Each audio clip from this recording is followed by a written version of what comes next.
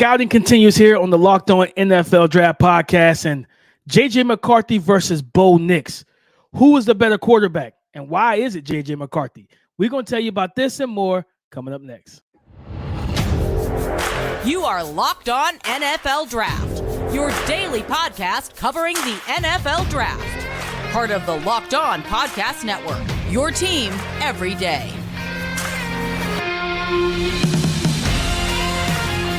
What's up, Locked On family? Welcome back to the Locked On NFL Draft Podcast, your daily podcast covering your favorite draft prospects, part of the Locked On Podcast Network, your team every day. Thank you for making Locked On NFL Draft your first listen today and every day. Shout out for being our everydayers. I'm your boy, Damian Parson, always on the ones and twos. You can find and follow me on X at DP_NFL. I'm a national scout and a senior draft analyst, and I got to kick this intro over to my guy, Mr. LSU, Keith Sanchez. You can find and follow him on X at The Talent Code. Keep talk to him, baby. What's up, Locked On family? This is Keith Sanchez, 2019 national champ with those LSU Tigers, and the other side to this dynamic duo that we like to call the Locked On NFL Draft Podcast, man, where we talk everything college football, we talk everything NFL football, and what we say over here is that what it all starts with the NFL draft, man. I want to say shout out to our everydayers. Thank you for tapping in with us each and every single day, man. I'm telling you, this is a really good show, so go ahead and hit that like button. Go ahead, wait to the end of the show and then comment, man, and if you're not subscribed, go ahead and subscribe to the channel. DP, we're bringing back, man, my favorite. Honestly, DP, this is now my favorite segment, right? We're into scouting. We're transitioning into draft season. This is easily becoming my favorite segment, man. The this or that segment, man. We have J.J. McCarthy versus Bo Nix, man. And then we switch into the defensive side of the football, and we're going Kool-aid McKinstry versus Nate Wiggins, this or that, man. Could this be a battle for cornerback one conversation? Then we're going to bring in, we talked about we talk NFL football, DP. So we're going to bring up the rookie spotlight. But DP, before we get started, man, why don't you hit him with our title sponsor? This episode is brought to you by PrizePicks, the easiest and most exciting way to play daily fantasy sports. Go to prizepicks.com/LockedOnNFL and use the code all lowercase LockedOnNFL for a first deposit match up to $100. J.J. McCarthy, Bo Nix. When you say this or that, we watched the tape, Keith. And granted, J.J. McCarthy's got a big game coming up, right, in a couple weeks. Huge game against Nick Saban, Alabama, Dallas Turner, a guy we're going to talk about in the second segment, Kool-aid McKinstry. Like, that's a huge game for JJ. I truly believe that game will determine whether or not he becomes a 2024 NFL draft prospect, right? But what we've seen so far this season, when you turned on the tape, you watched him, you watched Bo Nix, how did you come? What were your thoughts on both players, and who would you rather have? Man, this one is tough, DP, because it's the tools with the inconsistencies in play versus the guy who has a lot of the production, right? But you have to diagnose the production, and that's Bo Nix, right? J.J. McCarthy has all of the tools, but obviously the production has been up and down and sporadic, and it's been whenever Harbaugh or whoever is coaching him, right, wants to let him loose, or when they decide they want to kind of tuck him away, right? And then you have Bo Nix, who has the production, but obviously, DP, even when the Heisman race, right, the production was starting to be broken down, right? People were talking about plays at or around the line of scrimmage, meaning, like the quick screens, bubble screens, things like that, right? Where's his production coming from via run after the catch ability by his wide receiver? So all of that playing in the case. Now, if you ask me this or that, DP, which guy am I taking right now? I'm going to go J.J. McCarthy, and this is usually against what I do, right? And we talked about this some last year with Anthony Richardson versus CJ Stroud and Bryce Young, right? When it comes to like selecting players, I'm big on have you done it before, right? Like, can I cut the film on and see you do it, right? Like that's a big part. And unfortunately, with JJ McCarthy being in a situation, there's not a lot of seeing it do it, right? He's done it once or twice, but you haven't seen him do it 10 times, right? And that's why I said this is an interesting conversation, because I'm going against the grain for myself when it comes to what I take this player versus this player, right? And we talk about experience and things like that, but I'm going to take J.J. McCarthy because of the big arm, because I think he's just as athletic as Bo Nix is, right? I think he can operate in a system like an Oregon system and put up really good numbers. So I'm going to take J.J. McCarthy in this situation. No, I'm with you on that, Keith. I think JJ McCarthy, his eval is so tough because of, like you said, they just pick and choose when they let him go. Like, you know what I'm saying? When they allow him to and they don't throw, choose it often, DP. They don't choose let it him go. often. Like, it's crazy because when you, like, you know, a lot of people do, as much as we say we preach against it, they box score scout, right? And when you look at the numbers, JJ McCarthy had 2,630 passing yards, 19 passing touchdowns, 4 interceptions on the season, right? Bo Nix, you know what I mean? And Bo Nix had almost 4,100 passing yards, 40 touchdowns to 3 interceptions. So you're like, man, DP Keith, Bo Nix has to be the guy. But for me, I don't think so. I think the tools actually are more in favor of JJ McCarthy. I don't think JJ has an elite, powerful rocket arm. I feel like his arm is a little bit ahead of Bo Nix's, right? Bo Nix has played a lot of football, right? He's an older prospect. I think he started like 46, 47 games in his career and everything. But for me, it was more so, okay, like we think about the Penn State game and we think about the Ohio State game, right? Where JJ McCarthy against Ohio State only threw for 148 yards. Against Penn State, he threw for 60, right? Those are big games. They still won those games, right? Bo Nix, you look at it like he looked the best against a bunch of subpar defenses in competition. USC's defense is not good. Like their most impressive win was against who? Colorado, right? Because all the pregame speech and all that. When you had to face Washington, you lost both of those games, right? Especially this last one in the Pac-12 championship game when you played tight coverage and you took away Troy Franklin and you took away all the spacing. Bo Nix, like Auburn Bo Nix a little bit. Yeah, and even more so, DP, when you look at it, right, with that situation with them playing Washington the second time, you can almost make the case that was the game that he lost the Heisman, because I believe he was the Heisman favorite going into the game, right? So the voters, the viewers, right, the media consensus wanted to give you the trophy, right? But it just wasn't a big enough performance to say that this even warrants this, right? So I agree with you, DP, from the Bo Nix situation. JJ McCarthy, how much are you brought in though? Like, is this a landslide decision for you, or is this a close decision? Where are you with? I know you chose JJ McCarthy, but where are you with choosing JJ McCarthy? Is it an easy decision, or is there kind of things that you have some type, I guess you could say, trepidation, or you're a little bit nervous about? Oh, 100%, right? Like it's just the eye test. Like you want to see him. We want to see that TCU game, that type of volume where there is no run game, right? We can't pound the rock 40. We might see that in a couple of weeks, Keith. About 2 weeks after the New Year and after the Christmas holiday, we might see that against Alabama, where they take that run game away and they say, JJ, what you got for me, right? And that's what you want to see, is him dropping back, making the reads consistently. I think the upside is there. I think it's also, so yeah, it is a little bit difficult for me. But I truly when I look at that Bo Nix, I feel like Bo Nix, he's an older player, right? Bo Nix reminds me a lot of Kenny Pickett. Big, a little bit stronger arm. I think he's probably a little bit better athlete as well. But again, older prospect. Like it took a lot to get him to where we look at him the way he is now, right? In terms of the productivity and all that good stuff, which that stuff doesn't travel to the league. So for me, I look at Bo Nix as like, I think we talked about him probably about a month or two ago.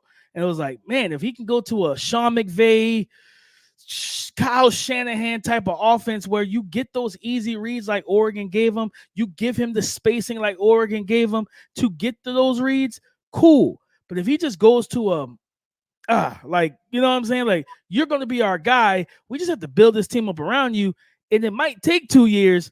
I don't see a lot of upside with Bo Nix in that regard, right? So, and one thing that drives me nuts with him, he has some of the worst footwork in this class at quarterback.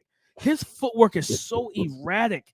It's like, Keith, you've heard the term, like, guys in the pocket, they got quiet feet. Oh, no, his feet are loud like a boombox. Like, you know what I'm saying? He out there patting and dancing and stomping. And I'm just like, he's not, like, it just doesn't. And that's not even when he's not when he's pressured. Like, when he's pressured, it's amplified. But even in the clean pocket, it's just like rattled and erratic. Like, he's not comfortable, calm, cool, under control. So for me, man, I think JJ McCarthy is the pick for me, because I think the unknown makes his upside intriguing, right? but he might be somebody that you're going to have to live with some bumps and bruises with the first year while you get him through those reps. Kind of how we talk about Will Levis and Anthony Richardson and all that, mainly because he has not thrown the ball enough, even in 2 years. Yeah, no, I'm right there with you, DP, and we'll see how this goes, right? Because guess what? We may have to come back to this if JJ McCarthy in this Alabama game. Like, man, he's coming back for 2025, guys. We may have to have this conversation again, but DP, let's keep this thing going. Let's keep it flowing, man. Up next, man, with the this or that segment, we get into this cornerback talk, man. And this may be, like I said, cornerback one discussion. We're talking Kool-aid McKinstry versus Nate Wiggins. Who are you taking, man? In this or that segment, make sure y'all stay tuned. After you've eaten your pizza, your wings, you're drinking the soda, you got your burgers, and all the different things that you have as watch party favorites on game day. After that, wouldn't you like a nice piece of dessert? I'm talking great dessert that can be delivered to your front door with DoorDash.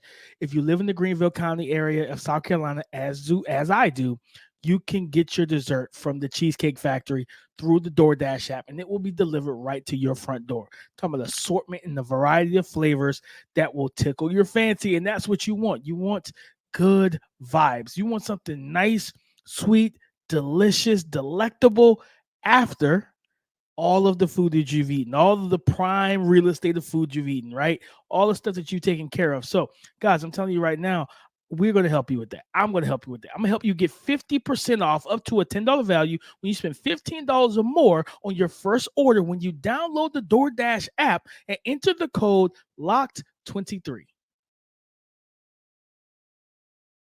Keith, you said this might be the battle for cornerback one. Oh, it is, Keith. For me, this is the battle for cornerback one. When you have two tall, long arm, coverage type of corners like this with Kool-aid McKinstry and Nate Wiggins, these are the guys that NFL teams are looking for. And for me, Keith, when I turned on the tape, watched them both, I was like, man, all right, what the thing that stood out to me the most was Kool-aid McKinstry. Oh, he's a man corner. You know what I'm saying? He's a man corner. You talking about throwing him in Wink Martindale's system, you sending him to the Baltimore Ravens. He's a man corner. The New England Patriots, when Bill Belichick's still there, when Bill Belichick is on his game, he wants to get up in your face and play physical football at the line of scrimmage. Kool-aid McKinstry, I walked away saying, man, when he can dictate the action, oh yeah, he's in the hip pocket, man. He's there. He's lockstep with receivers, being able to just reroute guys, long arms, tall corner. When he's in zone is where I have my concerns, Keith. High-hipped, high-shouldered, very, just high in his stance. He's able to click and close solid, you know what I mean? I think his burst from depth is good. Like speed downhill, I think that's good. But it's you get a guy, like I saw some reps against Malik Neighbors when Malik Neighbors is stretching the field, and he think it's a takeoff, and Malik is snapping back, and you see some of the tight hip tightness, both man and zone, right? And I think that the thing I like with him is that he's got a little savviness to him, Keith, in terms of Kool-aid, where in man coverage, if you do try that with him, where it's like, oh yeah, I'm taking you vertical, and he's trying to stay in phase. If you do work back to the quarterback and the comeback route, stop route, he's very good about sticking that inside hand on that upfield shoulder, grabbing, keeping him self-controlled, not pulling, you know what I mean, to make it look egregious, but it's very savvy, very veteran-like in terms of to stay in phase. So I got some concerns with his hip movement, but he's a very good corner, man, and I think teams are going to look at him as for a press man guy. But Keith, if you ask me this or that, I'm taking Nate Wiggins as my cornerback one. Keith, I'm taking Nate Wiggins from Clemson. Coverage, versatile, athletic. His footwork to me is very clean, very precise in terms of whether it's back pedal, kick slide, kick step, shuffling, different things like that, hinging in zone coverage. You know what I mean? But also, like I said, that game against Keon Coleman, Johnny Wilson, that was his NFL draft tape game. And see, I think, and this is, I'm glad you brought up that game, DP, because I watched that game, and this is the fun part about scouting. I watched that game, and I came away with concerns from that game. Yeah, I came away with concerns because, and I'll tell you what it was for me for Nate Wiggins. You broke down Kool-aid McKinstry. I'll break down Nate Wiggins from my perspective, right? Listen, talking about long corner, right? Has the length, appears to have the arm length, right? Easy strider, right? Able to turn his hips. This was the issue that came with me though. When I watched that game, I don't know if they weren't targeted much, right? You're talking about Johnny Wilson and Keon Coleman, which is, I guess you could say, is a credit to Nate Wiggins, right? Or them staying away from Nate Wiggins. But I did watch at the top of the route for me, DP. I thought at the very top, receivers were creating separation. And when you're talking about him being able to turn his hips and flip his hips, that was the part, like right at the top of the route where he has to flip his hips. I can see why receivers pulling away from him, right? Or being able to create separation at the very top of the route. So that's when I came back to the conversation. And I remember you mentioned this in the summer, I believe, right? I remember you mentioned this and you talked about Nate Wiggins cover 3. I remember you mentioned that. And the more I watched it, I said, I can see him thriving right at a very high level in this scheme, like as a cover 3 corner, just because I watched the North Carolina game, DP, and I think I can't remember if it was Tez Walker that got him on a touchdown, but people are able to, I think so, right? And so I think people are able to stack him or make a move when at the top of the route, right? When he has to flip his hips and they're at the top of the route and they're what is it, in break or out break or whatever they're doing, right? Double move, and he has to flip his hips. That transition for me is just a little bit stagnant to where it made me nervous about, hey, if you're playing the backside, you're covering the XY receiver right on the backside of a 3-by-1. I don't know. And that brings me to this point, DP. You choosing Nate Wiggins. I'm going Kool-aid McKinstry. You went Nate Wiggins, right? I think that's perfectly normal, right? The conversation for me is going to land this, DP, and I'm going to go ahead and say it, right? Probably going to repeat it again. I don't know if I'll have a round 1 grade on a cornerback this year. And that's where I came from this conversation, because a lot of the stuff you said about Kool-aid McKinstry, I agree also, right? That there were some things, and just at the top of the route, right? Him not playing as strong and wide receivers being able to kind of push him off, right? And then locating the ball at times. It looked like there were moments, I don't want to say the IQ wasn't there, but just the instincts with the ball in the air, right? That's the part that kind of made you nervous too, because I think it was the Texas play and maybe LSU. I can't think. It was two of the 4 games I watched where the deep ball kind of just went over his shoulder, right? And he gave up a big play. And I'm like, that's interesting. And when you put the threshold for cornerback 1, what is that, right? That's step in immediately, lock down. And I expect you to have winning reps against some of the best wide receivers in the NFL. I don't know if I feel that way after watching both of these guys at this moment, DP. I think they're very good corners, right? And I think they can make some high-level plays. It's just that when you're talking about what we've seen in the past, you're talking about your Derek Stingley's, right? You're talking about your Christian Gonzalez. You think about like Marshawn Lattimore's, like guys that were able to just immediately plug in and play, and they were instant lockdown guys. Sauce Gardner, right? I don't know if we get that type of presence. So that was the part that I was just like, I wanted to have this conversation because it was fun, right? And I'm not surprised you chose Nate Wiggins. I do think he's a good football player. There were just some concerns that I seen, and it was kind of like let me see, right? And I think I'm gonna go Kool-aid, because I do think where Kool-aid can thrive is playing a nickel. I think he has the short area quickness and the fluid hips to where you kick him down inside. I think he'll make a really good nickel corner. No, that's interesting. He's also like with his size, you don't even think about a guy that size walking down into the nickel. That's just like a big receiver or a tight end. But no, I agree with that. I think putting Kool-aid for me, Kool-aid is a press man corner, and I love my press man corners. I think at the catch point as well for me was like where Nate Wiggins also separated himself, because like you will see him against like Johnny. And 6'7", and it was even back to 2022 season. I remember when I watched him over the summer and I saw him versus Johnny Wilson. I was like, man, that's a tall task to go one-on-one with that big boy. And Johnny's really good with using his body and his strength with his routes and to kind of, chicken wing you, get you off the spot so he can elevate, right? And like Nate Wiggins, 2 years back-to-back, kind of locking Johnny Wilson down even at the catch point, being physical. I felt like his instincts, like you talked about with Kool-aid, I feel like, Nate Wiggins' instincts are really good. I do agree with you though, like, because there was a couple end breakers, especially against Tez, where you saw Tez kind of separate, and he closed the space very well, but there's more so like, can you limit that separation at the top of the route so you don't have to worry about closing as much? Like, it's going to happen because it's just the nature of playing corner. Yep. But can you stop the frequency of it? Can you make it a low frequency type of issue? And I think that's where it is. I think both these guys would be probably test pretty well for their height and length and everything. But again, these are two dudes who I think will be in that CB1 conversation, at least for me, until I fully get my eyes on Denzel Burke, because I think he might be the best athlete out of these three. Okay. And we'll, footwork, quickness, stuff like that. We'll get into that in the coming weeks. But I've been in Senior Bowl guys and stuff like that, so I haven't dove into his tape yet. But CB1, that battle is going to be between these two guys for right now.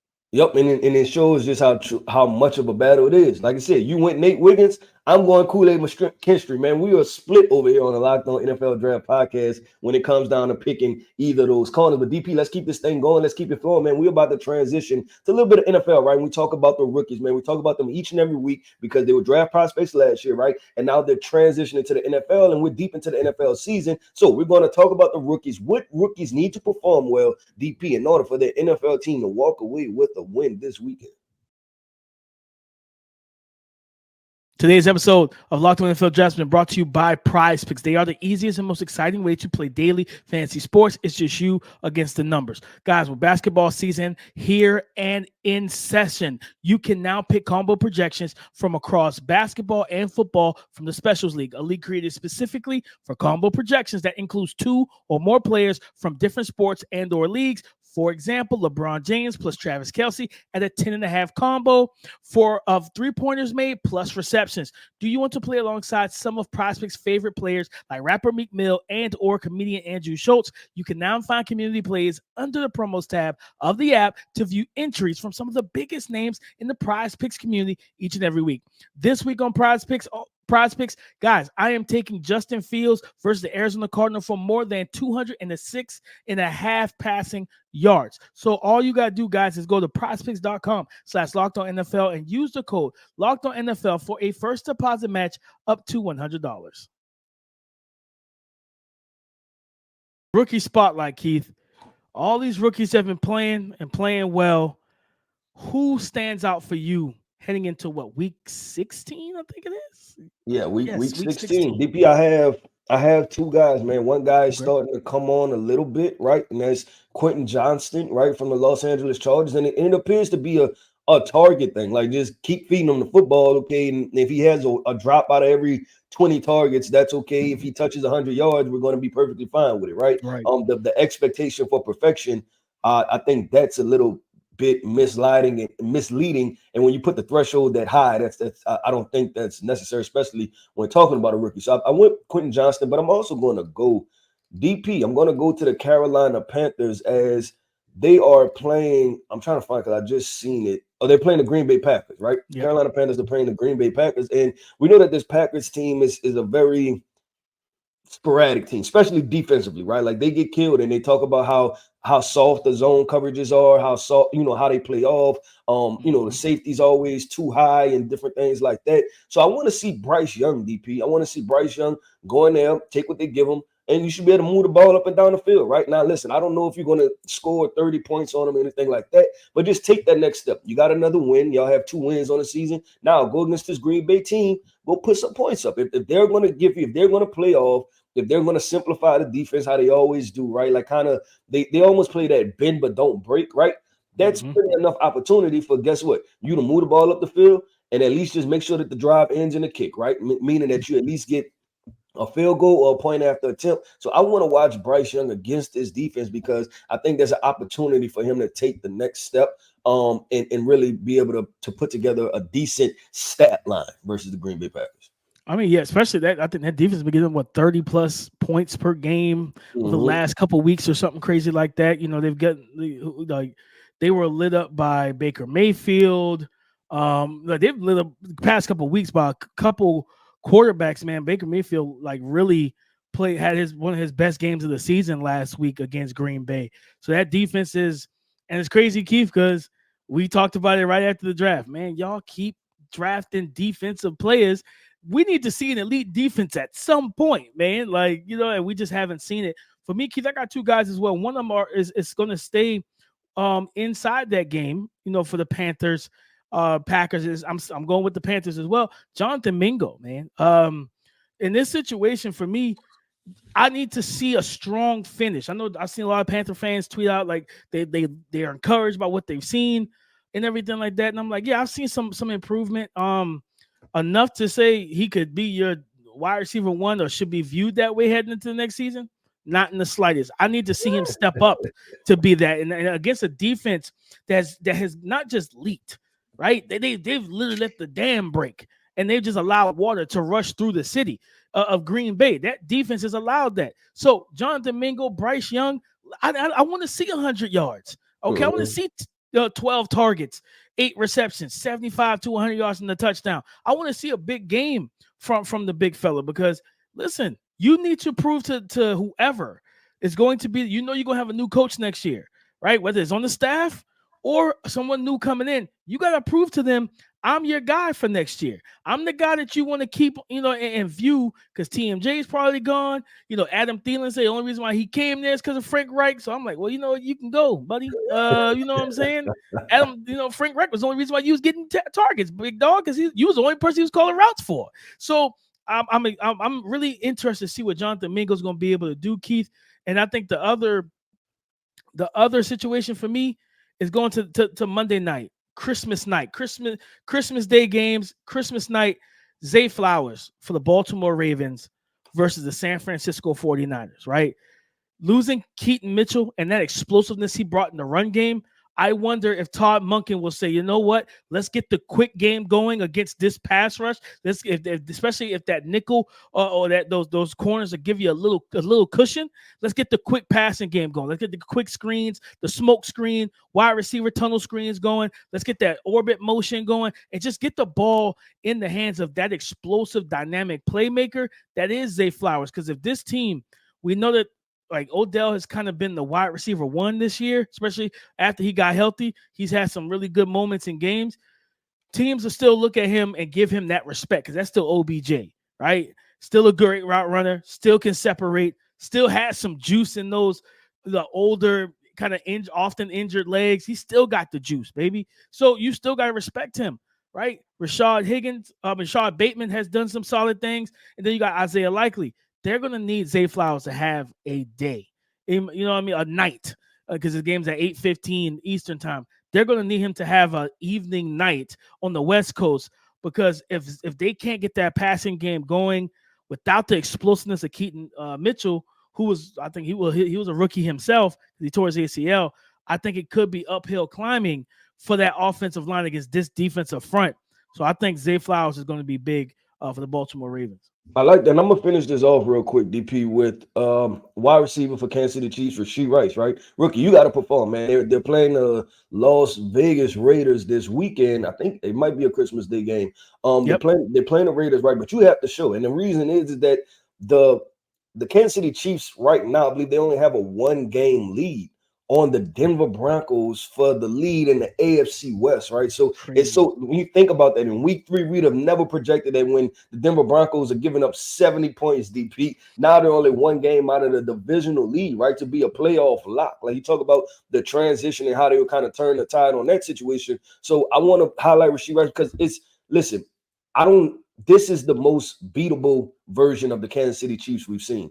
And in order for that not to be the case, somebody has to step up. And I know this has been a storyline, but it's going to continue to be a storyline because the Kansas City Chiefs will probably make the playoffs, but you ask yourself, they had the best quarterback. So now what are you going to do? Who are going to be the playmakers outside of Travis Kelce? So that should make for a really fun situation. I like that, Keith. 4 straight games of 8 or more targets and receptions, or 7 or more receptions. He's balling right now, and they're going to need him.